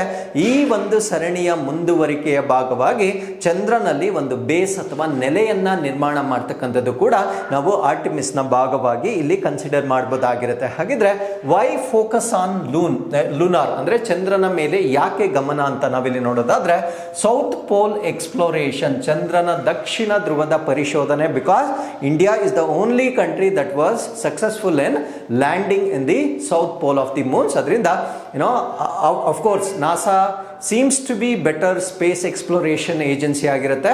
ಸೊ ಇಸ್ರೋಗಿಂತ ತುಂಬಾ ಹೆಚ್ಚಿನ ನೇಮನ್ನ ಮಾಡಿರ್ತಕ್ಕಂಥ ಸಂಸ್ಥೆ. ಆಬ್ವಿಯಸ್ಲಿ ನಾವು ಮಾಡಿರ್ತಕ್ಕಂಥ ಸಾಧನೆ and moreover so they are the richest country in the world. So ನಾವೇ ಆ ಒಂದು ಸಾಧನೆ ಮಾಡಿದ್ದೇವೆ, ಅವ್ರು ಇನ್ನೂ ಕೂಡ ಮಾಡಿಲ್ಲ. ಸೊ ಅದರಿಂದ ದಕ್ಷಿಣ ಧ್ರುವವನ್ನು ಪರಿಶೋಧನೆ ಮಾಡ್ತಕ್ಕಂಥದ್ದು ಇದರ ಉದ್ದೇಶವಾಗಿರುತ್ತೆ. Water ice and resource utilization ಅಂದರೆ ನೀರು ಮತ್ತು ಮಂಜುಗಡ್ಡೆಯನ್ನು ಸಂಪನ್ಮೂಲವಾಗಿ ನಾವು ಹೇಗೆ ಬಳಕೆ ಮಾಡ್ಕೊಳ್ಬೋದು. ನೀರು ಮತ್ತು ಮಂಜುಗಡ್ಡೆ ಇನ್ ದ ಸೆನ್ಸ್ ಅದು ಚಂದ್ರನಲ್ಲಿರ್ತಕ್ಕಂಥ ನೀರು ಮತ್ತು ಮಂಜುಗಡ್ಡೆಯನ್ನು ನಾವು ಹೇಗೆ ಬಳಕೆ ಮಾಡಿಕೊಳ್ಳಬಹುದು ಅನ್ನೋದನ್ನ ನಾವು ಪ್ರೂವ್ ಮಾಡಲಿಕ್ಕೆ ಒಂದು ಲೂನಾರ್ ಕಾನ್ಸಂಟ್ರೇಷನ್ ಅನ್ನು ನಾವಿಲ್ಲಿ ಮಾಡ್ತಕ್ಕಂಥದ್ದು. ಅದ್ರ ಜೊತೆಗೆ ಲಾಂಗ್ ಡ್ಯೂರೇಷನ್ ಸರ್ಫೇಸ್ ಮಿಷನ್ ಅಂದ್ರೆ ದೀರ್ಘಾವಧಿಯಲ್ಲಿ ಮೇಲ್ಮೈಯಲ್ಲಿ ಕಾರ್ಯಾಚರಣೆ, ಮೇಲ್ಮೈ ಇನ್ ದ ಸೆನ್ಸ್ ಚಂದ್ರನ ಮೇಲ್ಮೈಯಲ್ಲಿ ಕ್ರೂವನ್ನ ಇರಿಸ್ತಕ್ಕಂಥ ಒಂದು ಕಾರ್ಯಾಚರಣೆ ಇದಾಗಿರುತ್ತೆ. And scientific research and experiment, ವೈಜ್ಞಾನಿಕ ಸಂಶೋಧನೆ ಮತ್ತೆ ಪ್ರಯೋಗಗಳನ್ನ ಮಾಡುವ ಉದ್ದೇಶದಿಂದ ಚಂದ್ರನನ್ನ ಈ ಒಂದು ಆರ್ಟಿಮಿಸ್ ಮಿಷನ್ಗೆ ಆಯ್ಕೆ ಮಾಡಿಕೊಂಡಿರ್ತಕ್ಕಂಥದ್ದನ್ನ ನಾವಿಲ್ಲಿ ಗಮನಿಸಬಹುದಾಗಿರುತ್ತೆ. So with this we have come to Tripura, Manipur and Meghalaya foundation day 2026. ನಮ್ಮ ನಾರ್ತ್ ಈಸ್ಟರ್ನ್ ಸ್ಟೇಟ್ಸ್, ಈಶಾನ್ಯ ರಾಜ್ಯಗಳಾಗಿರ್ತಕ್ಕಂಥ ತ್ರಿಪುರಾ, ಮಣಿಪುರ, ಮೇಘಾಲಯ ಸಂಸ್ಥಾಪನಾ ದಿನ 2026. ಈ ಒಂದು ಸಂಸ್ಥಾಪನಾ ದಿನದ ಬಗ್ಗೆ ನಾವು ಕಂಪ್ಲೀಟ್ ಆಗಿ ಡಿಸ್ಕಸ್ ಮಾಡೋಣ. So Tripura, Meghalaya and Manipur, so ಈ 3 ರಾಜ್ಯಗಳು ಸಂಸ್ಥಾಪನಾ ದಿನದ ಬಗ್ಗೆ ಈ ಒಂದು ಆರ್ಟಿಕಲ್ ಅಲ್ಲಿ ನಾವು ಸಂಪೂರ್ಣವಾಗಿ ಡಿಸ್ಕಸ್ ಮಾಡೋಣ. ಮೊದಲನೇದು ತ್ರಿಪುರಾ. ಸೊ ತ್ರಿಪುರಾದ capital city. So capital cities ತುಂಬಾ ಕೇಳ್ತಿರ್ತಾರೆ, you should know. Tripura capital city ಬಂದು ಅಗರ್ತಲಾ, ಮೇಘಾಲಯ ಕ್ಯಾಪಿಟಲ್ ಸಿಟಿ ಶಿಲಾಂಗ್, ಮತ್ತೆ ಮಣಿಪಾಲ್ ಕ್ಯಾಪಿಟಲ್ ಸಿಟಿ ಇಂಪಾಲ್ ಆಗಿರುತ್ತೆ. ಇನ್ನು ತ್ರಿಪುರಾ ಬಗ್ಗೆ ನಾವಿಲ್ಲಿ ಸಂಪೂರ್ಣವಾಗಿ ಡಿಸ್ಕಸ್ ಮಾಡೋದಾದ್ರೆ, ಸೊ ತ್ರಿಪುರಾವನ್ನ ವೆಸ್ಟ್ ತ್ರಿಪುರಾ, ಸೌತ್ ತ್ರಿಪುರಾ ಮತ್ತೆ ನಾರ್ತ್ ತ್ರಿಪುರಾವಾಗಿ ಇದನ್ನ ಡಿವೈಡ್ ಮಾಡ್ಕೊಂಡಿರ್ತಾರೆ. ಸೊ ಇದರ ನೈಬರಿಂಗ್ ಕಂಟ್ರಿಯಾಗಿ ನಾವು ಬಾಂಗ್ಲಾದೇಶವನ್ನ ನೋಡ್ಬೋದಾಗಿರುತ್ತೆ. ಅದ್ರ ಜೊತೆಗೆ ಅಸ್ಸಾಂ ರಾಜ್ಯದೊಂದಿಗೆ ತನ್ನ ಬಾರ್ಡರ್ ಅನ್ನ ಶೇರ್ ಮಾಡ್ಕೊಳ್ಳೋದಿರುತ್ತೆ. ಅದ್ರ ಜೊತೆಗೆ ಮಿಜೋರಾಂನ ಜೊತೆಗೆ ಕೂಡ ತನ್ನ ಬಾರ್ಡರ್ ಅನ್ನ ಶೇರ್ ಮಾಡ್ಕೊಳ್ಳುತ್ತೆ. Very very important. Usually north eastern states ಏನಿರುತ್ತೆ ಅದರ ಬಾರ್ಡರ್ ಕಂಟ್ರೀಸ್ ಅಥವಾ ಬಾರ್ಡರ್ ಸ್ಟೇಟ್ಸ್ ಅನ್ನ ನಮಗೆ ಪದೇ ಪದೇ ಎಕ್ಸಾಮ್ಸ್ ಗಳಲ್ಲಿ ಕೇಳ್ತಾ ಇರ್ತಾರೆ. ಸೊ ಇನ್ನು ತ್ರಿಪುರಾದಲ್ಲಿರ್ತಕ್ಕಂಥ ವೈಲ್ಡ್ ಲೈಫ್ ಸ್ಯಾಂಕ್ಚುರೀಸ್ ಅಂದ್ರೆ ಈ ಒಂದು ಎಕಾಲಜಿಗೆ ಸಂಬಂಧಪಟ್ಟಂತೆ ನಾವು ಡಿಸ್ಕಸ್ ಮಾಡೋದಾದ್ರೆ, ಸೇಪಿ ಜಾಲ ವೈಲ್ಡ್ ಲೈಫ್ ಸ್ಯಾಂಕ್ಚುರಿಯನ್ನ ನಾವು ನೋಡಬಹುದಾಗಿರುತ್ತೆ. ಕ್ಲೌಡೆಡ್ ಲೆಪರ್ಡ್ ನ್ಯಾಷನಲ್ ಪಾರ್ಕ್ ಕೂಡ ಇರುತ್ತೆ. ಅಂದ್ರೆ ಅದನ್ನ ನಾವು ಚುಕ್ಕೆ ಮೋಡದ ಲೆಪರ್ಡ್ ಅಂತ ಹೇಳ್ತೇವೆ. ಆ ಒಂದು ರಾಷ್ಟ್ರೀಯ ಉದ್ಯಾನವನ ಕೂಡ ಇರುತ್ತೆ. ಅದ್ರ ಜೊತೆಗೆ ರುದ್ರಸಾಗರ ಲೇಕ್ ಅಂತಕ್ಕಂಥದ್ದು ತುಂಬಾ ಫೇಮಸ್ ಆಗಿರುತ್ತೆ. ಬೈಸನ್ ನ್ಯಾಷನಲ್ ಪಾರ್ಕ್, ಇದನ್ನ ನಾವು ರಾಜ್ಬರಿ ನ್ಯಾಷನಲ್ ಪಾರ್ಕ್ ಅಂತ ಕೂಡ ಕರಿತೇವೆ. ಗುಮ್ತಿ ವೈಲ್ಡ್ ಲೈಫ್ ಸ್ಯಾಂಕ್ಚುರಿಯನ್ನ ನಾವು ನೋಡಬಹುದಾಗಿರುತ್ತೆ. ರೋವಾ ವೈಲ್ಡ್ ಲೈಫ್ ಸ್ಯಾಂಕ್ಚುರಿಯನ್ನ ಹೊಂದಿರತಕ್ಕಂಥ ಒಂದು ಸ್ಟೇಟ್ ಆಗಿ ನಾವು ಇದನ್ನ ಗಮನಿಸಬಹುದಾಗಿರುತ್ತೆ. ಇನ್ನು ಮೇಘಾಲಯಗೆ ಬಂದಾಗ, Meghalaya on the down side ಬಾಂಗ್ಲಾದೇಶದೊಂದಿಗೆ ತನ್ನ ಬಾರ್ಡರ್ ಅನ್ನು ಶೇರ್ ಮಾಡ್ಕೊಳ್ಳುತ್ತೆ. ಅಪ್ಪರ್ ಸೈಡ್ ಅಲ್ಲಿ ಅದು ಅಸ್ಸಾಂನೊಂದಿಗೆ ತನ್ನ ಬಾರ್ಡರ್ ಅನ್ನ ಶೇರ್ ಮಾಡ್ಕೊಳ್ತಕ್ಕಂಥ ಒಂದು ಸ್ಟೇಟ್ ಆಗಿರುತ್ತೆ. ಸೊ ಈ ಒಂದು ಮೇಘಾಲಯದಲ್ಲಿ ವೆರಿ ಇಂಪಾರ್ಟೆಂಟ್ ಜಿಯೋಗ್ರಫಿಕಲ್ ಫೀಚರ್ ಏನು ಅಂದ್ರೆ, ಈ ಹಿಲ್ಸ್ ಅಥವಾ ಬೆಟ್ಟಗಳನ್ನ ನಾವು ನೋಡಬಹುದಾಗಿರುತ್ತೆ. ಈ ಬೆಟ್ಟಗಳನ್ನ 3 ಶ್ರೇಣಿಗಳಾಗಿ ಡಿವೈಡ್ ಮಾಡಲಾಗಿರುತ್ತೆ. ಸೊ ವೆಸ್ಟ್ ಇಂದ ನಾವು ಸ್ಟಾರ್ಟ್ ಮಾಡಿದ್ರೆ ಗಾರೋ ಹಿಲ್ಸ್ ಬರುತ್ತೆ. ಗಾರೋ ಆದ್ಮೇಲೆ ಕಾಸಿ ಹಿಲ್ಸ್ ಬರುತ್ತೆ. ಕಾಸಿ ಆದ್ಮೇಲೆ ಜೈಂತಿಯಾ ಹಿಲ್ಸ್ ಕೂಡ ಬರ್ತಕ್ಕಂಥದ್ದು. ಸೊ ಇದು ಈ ಒಂದು ಮೇಘಾಲಯಕ್ಕೆ ಸಂಬಂಧಪಟ್ಟಂತೆ ವೆರಿ ಇಂಪಾರ್ಟೆಂಟ್ ಜಿಯೋಗ್ರಫಿಕಲ್ ಫೀಚರ್ ಆಗಿ ನಮಗೆ ಗೊತ್ತಿರಬೇಕಾಗಿರುತ್ತೆ. ಇನ್ನು ಮೇಘಾಲಯದಲ್ಲಿ ಬರ್ತಕ್ಕಂಥ ಈ ಒಂದು ಕನ್ಸರ್ವ್ಡ್ ಅಥವಾ ಪ್ರೊಟೆಕ್ಟೆಡ್ ಏರಿಯಾಸ್ ಏನು ಅಂತ ನಾವು ನೋಡೋದಾದ್ರೆ, ನೋಕ್ರೆಕ್ ನ್ಯಾಷನಲ್ ಪಾರ್ಕ್, ಅದ್ರ ಜೊತೆಗೆ ಬಾಗಾಮರ ಪಿಕ್ಚರ್ ಪ್ಲಾಂಟ್ ವೈಲ್ಡ್ ಲೈಫ್ ಸ್ಯಾಂಕ್ಚುರಿಯನ್ನ ನಾವು ನೋಡ್ಬೋದು. Siju bird wild life sanctuary ಮತ್ತೆ ಬಾಲಾಪಾಕ್ರಮ್ ನ್ಯಾಷನಲ್ ಪಾರ್ಕ್ ಅನ್ನ ನಾವು ನೋಡಬಹುದಾಗಿರುತ್ತೆ. ನರ್ಬು ವೈಲ್ಡ್ ಲೈಫ್ ಸ್ಯಾಂಕ್ಚುರಿ, ಅದ್ರ ಜೊತೆಗೆ ನೋಂಗ್ಯಾಲ್ಮೆಮ್ ವೈಲ್ಡ್ ಲೈಫ್ ಸ್ಯಾಂಕ್ಚುರಿಯನ್ನ ಕೂಡ ಈ ಒಂದು ಮೇಘಾಲಯದಲ್ಲಿ ನಾವು ನೋಡ್ಬೋದಾಗಿರುತ್ತೆ. ಇನ್ನು ಮಣಿಪುರಕ್ಕೆ ಬಂದಾಗ ಮಣಿಪುರ ಅಸ್ಸಾಂನೊಂದಿಗೆ ತನ್ನ ಬಾರ್ಡರ್ ಅನ್ನ ಶೇರ್ ಮಾಡಿಕೊಳ್ಳುತ್ತೆ. Nagaland, then we have Myanmar, Mizoram, ಮತ್ತೆ so it is sharing border with Bangladesh. ಇಷ್ಟು ದೇಶ ಮತ್ತೆ ರಾಜ್ಯಗಳೊಂದಿಗೆ ತನ್ನ ಬಾರ್ಡರ್ ಅನ್ನ ಶೇರ್ ಮಾಡ್ಕೊಳ್ತಕ್ಕಂಥ ಒಂದು ಸ್ಟೇಟ್ ಆಗಿರುತ್ತೆ. ಸೊ ಇಲ್ಲಿ ಬರ್ತಕ್ಕಂಥ ಒಂದು ಪ್ರೊಟೆಕ್ಟೆಡ್ ಏರಿಯಾಸ್ ಅನ್ನ ನಾವು ನೋಡೋದಾದ್ರೆ ಬನ್ನಿಂಗ್ ವೈಲ್ಡ್ ಲೈಫ್ ಸ್ಯಾಂಕ್ಚುರಿ ಅಂತ ಇರುತ್ತೆ, Jiri Makru wild life sanctuary, Zeilad wild life sanctuary. This is very very important. Loktak lake ಕೂಡ ಹೊಂದಿರತಕ್ಕಂಥ ಒಂದು ರಾಜ್ಯವಾಗಿರುತ್ತೆ.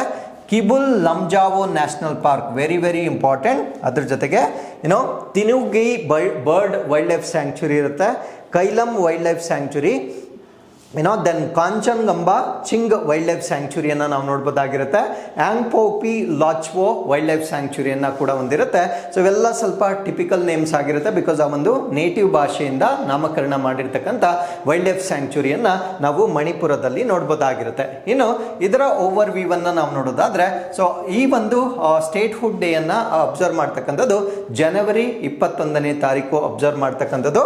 It marks the state hood day of 3 north eastern States. ಅಂದ್ರೆ 3 ಈಶಾನ್ಯ ರಾಜ್ಯಗಳು ಒಂದೇ ದಿನಾಂಕದಂದು ತಮ್ಮ ರಾಜ್ಯೋತ್ಸವ ದಿನವನ್ನ ಆಚರಣೆ ಮಾಡ್ಕೊಳ್ತಕ್ಕಂಥದ್ದು. ಹಾಗಿದ್ರೆ ಇದರ ಇತಿಹಾಸವನ್ನ ನಾವು ನೋಡೋದಾದ್ರೆ, let us start from pre independence, ಸ್ವತಂತ್ರಕ್ಕಿಂತ ಮುಂಚೆಯಿಂದ ನಾವು ಪ್ರಾರಂಭ ಮಾಡೋಣ.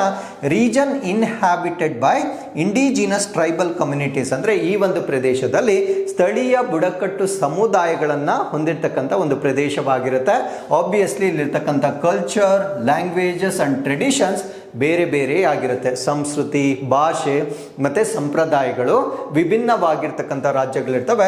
Tripura and Manipur were princely state. Tripura ಮತ್ತೆ ಮಣಿಪುರ ಎರಡು ಕೂಡ ರಾಜಪ್ರಭುತ್ವ ಸಂಸ್ಥಾನಗಳಾಗಿರ್ತವೆ.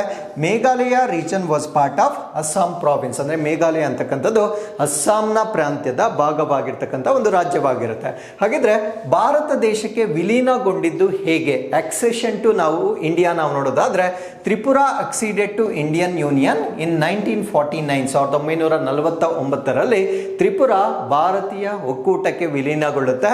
Manipur acceded in the same year, 1949ರಲ್ಲಿ ಮಣಿಪುರ ಭಾರತೀಯ ಒಕ್ಕೂಟಕ್ಕೆ ಸೇರಿಕೊಳ್ಳುತ್ತೆ. ನೆಕ್ಸ್ಟ್, ಪೋಸ್ಟ್ ಇಂಡಿಪೆಂಡೆನ್ಸ್ ಸ್ಟೇಟಸ್, ಸ್ವಾತಂತ್ರ್ಯೋತ್ತರದ ನಂತರ ಆಗಿರ್ತಕ್ಕಂಥ ಒಂದು ಅಭಿವೃದ್ಧಿಯನ್ನು ನಾವು ನೋಡೋದಾದ್ರೆ, initially given union territory status, ಅಂದ್ರೆ ಆರಂಭದಲ್ಲಿ ಕೇಂದ್ರಾಡಳಿತ ಪ್ರದೇಶದ ಸ್ಥಾನಮಾನವನ್ನು ನೀಡಲಾಗಿತ್ತು. ಅದರ ನಂತರ administered directly by the central government. Obviously UT ಅಂತ ಕರೆದಾಗ ಅದು ಕೇಂದ್ರ ಸರ್ಕಾರದಿಂದ ನೇರವಾಗಿ ಆಳ್ವಿಕೆಗೆ ಒಳಪಟ್ಟಿರುತ್ತೆ. Limited legislative and administrative power, ಸೀಮಿತ ಶಾಸಕಾಂಗ ಮತ್ತೆ ಆಡಳಿತಾತ್ಮಕ ಅಧಿಕಾರಗಳನ್ನು ಹೊಂದಿರತಕ್ಕಂಥ ರಾಜ್ಯಗಳಾಗಿರುತ್ತೆ. ಅದಾದ್ಮೇಲೆ ಈ ಒಂದು ರೀಆರ್ಗನೈಸೇಷನ್ ಆಫ್ ನಾರ್ತ್ ಈಸ್ಟ್ ಅಂತ ಬರುತ್ತೆ, ಈಶಾನ್ಯ ಭಾಗದ ಪುನರ್ವಿಂಗಡಣೆ ಅಂತ ಪ್ರಾರಂಭವಾಗುತ್ತೆ. So need for better governance and local autonomy, ಉತ್ತಮ ಆಡಳಿತ ಮತ್ತೆ ಸ್ಥಳೀಯ ಸ್ವಾಯತ್ತತೆಯನ್ನ ಹೆಚ್ಚಾಗಿ ನೀಡುವ ಕಾರಣದಿಂದ ನಾರ್ತ್ ಈಸ್ಟರ್ನ್ ಸ್ಟೇಟ್ಸ್ ಅನ್ನ ಮತ್ತೆ ಪುನರ್ವಿಂಗಡಣೆ ಮಾಡಲಾಗುತ್ತೆ. Recognition of unique ethnic and cultural identities, ಅಂದ್ರೆ ಅಲ್ಲಿರ್ತಕ್ಕಂಥ ಒಂದು ಜನಾಂಗೀಯ ಮತ್ತೆ ಸಾಂಸ್ಕೃತಿಕ ಗುರುತುಗಳನ್ನು ಗುರುತಿಸ್ತಕ್ಕಂಥದ್ದು ಮತ್ತೆ ಅವರಿಗೆ ಒಂದು ಪ್ರಾಮಿನೆನ್ಸ್ ಅಥವಾ ಇಂಪಾರ್ಟೆನ್ಸ್ ಅನ್ನ ಕೊಡುವ ಉದ್ದೇಶದಿಂದ ಮತ್ತೆ ರೀಆರ್ಗನೈಸೇಷನ್ ಮಾಡಲಿಕ್ಕೆ ಸ್ಟಾರ್ಟ್ ಮಾಡ್ತಾರೆ. Demand for statehood in north eastern regions, ಅಂದ್ರೆ ನಾರ್ತ್ ಈಸ್ಟರ್ನ್ ಪ್ರದೇಶಗಳಲ್ಲಿ ರಾಜ್ಯದ ಒಂದು ಸ್ಥಾನಮಾನವನ್ನ ನೀಡಬೇಕು ಎಂಬ ಬೇಡಿಕೆ ಕೂಡ ಹೆಚ್ಚಾಗಿರ್ತಕ್ಕಂಥದ್ದು ಇದಕ್ಕೆ ಒಂದು ಕಾರಣವಾಗಿರುತ್ತೆ. And north eastern areas act 1971 ಅಂತ ಬರುತ್ತೆ, ಈಶಾನ್ಯ ಪ್ರದೇಶಗಳ ಕಾಯ್ದೆ 1971 ಅಂತ ಬರುತ್ತೆ. So this is the legal framework for granting statehood, ಅಂದ್ರೆ ರಾಜ್ಯದ ಒಂದು ಸ್ಥಾನಮಾನವನ್ನು ನೀಡಲಿಕ್ಕೆ ಕಾನೂನು ಚೌಕಟ್ಟನ್ನ ಕೊಟ್ಟಿರ್ತಕ್ಕಂಥ ಒಂದು ಕಾಯ್ದೆ ಇದಾಗಿರುತ್ತೆ. ಇನ್ನು ಸ್ಟೇಟ್ ವುಡ್ ಅಚೀವ್ಮೆಂಟ್ ಅಥವಾ ರಾಜ್ಯದ ಸ್ಥಾನಮಾನವನ್ನ ಕೊಟ್ಟಿರ್ತಕ್ಕಂಥದ್ದು, Tripura became full fledged state, Tripura ಪೂರ್ಣ ಪ್ರಮಾಣದ ರಾಜ್ಯವಾಗಿರುತ್ತೆ. ಅದೇ ರೀತಿ ಮಣಿಪುರ್ ಕೂಡ ಫುಲ್ ಫ್ಲೆಜ್ಡ್ ಸ್ಟೇಟ್ ಆಗಿರುತ್ತೆ. ಬಟ್ ಈಗ ಮೇಘಾಲಯ ಅಂತಕ್ಕಂಥದ್ದು ಅಸ್ಸಾಂನಿಂದ ಸಪರೇಟ್ ಆದ ನಂತರ after getting separated from Assam, Meghalaya ಅಂತಕ್ಕಂಥದ್ದು ಪೂರ್ಣ ಪ್ರಮಾಣದ ರಾಜ್ಯ ಸ್ಥಾನಮಾನವನ್ನು ಪಡೆದುಕೊಂಡಿರುತ್ತೆ. ಸೊ ಈ ಒಂದು ಸ್ಟೇಟ್ ಫುಡ್ ಅನ್ನ ಮಾಡಿರ್ತಕ್ಕಂಥ ದಿನಾಂಕ 21ನೇ ಜನವರಿ 1972, 1972 ಜಾನ್ವರಿ 21ರಂದು ಈ ಮೂರು ರಾಜ್ಯಗಳು ತಮ್ಮ ರಾಜ್ಯ ಸ್ಥಾನಮಾನವನ್ನು ಪಡೆದುಕೊಂಡಿರುತ್ತೆ. ಎಕ್ಸಸೈಸ್ ದೋಸ್ತಿ ಅಂತಕ್ಕಂಥದ್ದು ಇಂಡಿಯಾ, ಮಾಲ್ಡೀವ್ಸ್ ಮತ್ತೆ ಶ್ರೀಲಂಕಾ ನಮ್ಮ ನೆರೆಹೊರೆಯ ರಾಷ್ಟ್ರಗಳೊಂದಿಗೆ ಮಾಡ್ತಕ್ಕಂಥ ಒಂದು ಟ್ರೈಲ್ಯಾಟ್ರಲ್ ಎಕ್ಸಸೈಸ್ ಆಗಿರುತ್ತೆ.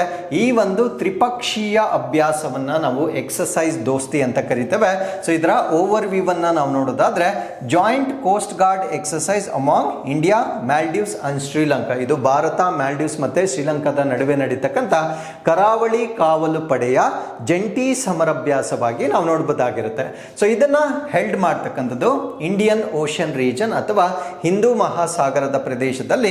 ಸೊ ಇಲ್ಲಿ ಮ್ಯಾರಿಟೈಮ್ ಕೋಆಪರೇಷನ್ ಅಂದ್ರೆ ಸಾಗರಕ್ಕೆ ಸಂಬಂಧಪಟ್ಟಂತೆ ಸಹಕಾರ ಮತ್ತು ಭದ್ರತೆಯ ಮೇಲೆ ಕೇಂದ್ರೀಕರಿಸತಕ್ಕಂಥ ಒಂದು ಅಭ್ಯಾಸವಾಗಿ ನಾವು ಇದನ್ನ ನೋಡಬಹುದಾಗಿರುತ್ತೆ. ಸೊ ಇದರ ಹಿಸ್ಟರಿಯನ್ನ ನಾವು ನೋಡೋದಾದ್ರೆ, ಸ್ಟಾರ್ಟೆಡ್ ಆಸ್ ಇಂಡಿಯಾ ಮಾಲ್ಡೀವ್ಸ್ ಅಂದ್ರೆ ಪ್ರಾರಂಭದಲ್ಲಿ ಇದು ದ್ವಿಪಕ್ಷೀಯ ಅಭ್ಯಾಸವಾಗಿತ್ತು. ಭಾರತ ಮತ್ತೆ ಮಾಲ್ಡೀವ್ಸ್ ಮಾತ್ರ ಇತ್ತು. 1990ರ ದಶಕದಲ್ಲಿ ಇದನ್ನ ಪ್ರಾರಂಭ ಮಾಡಲಾಗಿರುತ್ತೆ. ತದನಂತರ ಶ್ರೀಲಂಕಾ ಇದಕ್ಕೆ ಜಾಯಿನ್ ಆದ ನಂತರ ಸೊ ಇದನ್ನ ಟ್ರೈಲ್ಯಾಟ್ರಲ್ ಎಕ್ಸಸೈಸ್ ಆಗಿ ಕನ್ವರ್ಟ್ ಮಾಡಲಾಗಿರುತ್ತೆ. ಸೊ ಇದನ್ನ ಬೈನಿಯಲಿ ಅಂದ್ರೆ ದ್ವೈವಾರ್ಷಿಕವಾಗಿ ಅಥವಾ 2 ವರ್ಷಗಳಿಗೊಮ್ಮೆ ಕಂಡಕ್ಟ್ ಮಾಡ್ತಕ್ಕಂಥ ಒಂದು ಅಭ್ಯಾಸವಾಗಿರುತ್ತೆ. ಸೊ ಹಾಗಿದ್ರೆ ಇದರ ಆಬ್ಜೆಕ್ಟಿವ್ಸ್ ಅಥವಾ ಉದ್ದೇಶಗಳನ್ನ ನಾವು ನೋಡೋದಾದ್ರೆ, ರೀಜನಲ್ ಸೆಕ್ಯೂರಿಟಿ ಅಂದ್ರೆ ಪ್ರಾಂತೀಯ ಭದ್ರತೆಯನ್ನ ಹೆಚ್ಚು ಮಾಡ್ತಕ್ಕಂಥದ್ದು, interoperability among the coast guard ಅಂದ್ರೆ ಈ ಒಂದು ಕರಾವಳಿ ಕಾವಲು ಪಡೆಗಳೇನಿರ್ತವೆ ಅವುಗಳ ಮಧ್ಯದಲ್ಲಿ ಒಂದು ಪರಸ್ಪರ ಕಾರ್ಯಸಾಧ್ಯತೆಯನ್ನ ಕೂಡ ಹೆಚ್ಚು ಮಾಡ್ತಕ್ಕಂಥ ಉದ್ದೇಶದಿಂದ ಈ ಅಭ್ಯಾಸವನ್ನ ಮಾಡಲಾಗುತ್ತೆ. ಅದ್ರ ಜೊತೆಗೆ ಈ ಕೊಲಾಬರೇಟಿವ್ ಮತ್ತೆ ಶೇರ್ಡ್ ಚಾಲೆಂಜಸ್ ಅಂದ್ರೆ ಇಬ್ಬರಿಗೂ ಇರ್ತಕ್ಕಂಥ ಸಾಮಾನ್ಯವಾದ ಸವಾಲುಗಳನ್ನ ಒಟ್ಟಿಗೆ ಬಗೆಹರಿಸಿಕೊಳ್ತಕ್ಕಂಥದ್ದು, ಬಿಲ್ಡ್ ಮ್ಯೂಚುವಲ್ ಆಪರೇಷನಲ್ ಕೇಪಬಿಲಿಟೀಸ್ ಅಂದ್ರೆ ಪರಸ್ಪರವಾಗಿ ಕಾರ್ಯಾಚರಣೆ ಮಾಡ್ತಕ್ಕಂಥ ಸಾಮರ್ಥ್ಯಗಳನ್ನ ವೃದ್ಧಿ ಮಾಡುವ ಉದ್ದೇಶದಿಂದ ಈ ಒಂದು ಎಕ್ಸಸೈಸ್ ದೋಸ್ತಿ ಅಂತಕ್ಕಂಥ ಒಂದು ಅಭ್ಯಾಸವನ್ನ ಮಾಡಲಾಗುತ್ತೆ. ಸೊ ಇಲ್ಲಿಗೆ ಇವತ್ತಿನ ಎಲ್ಲ ಅಪ್ಡೇಟ್ಸ್ಗಳು ಕಂಪ್ಲೀಟ್ ಆಗಿರುತ್ತೆ. With this we come to Inquest challenge number 1036. You can just pause the video here. So this is question number 1 and this is question number 2. So once again I meet you with next updates. Till then you keep reading, take care of yourselves and thank you very much for watching this.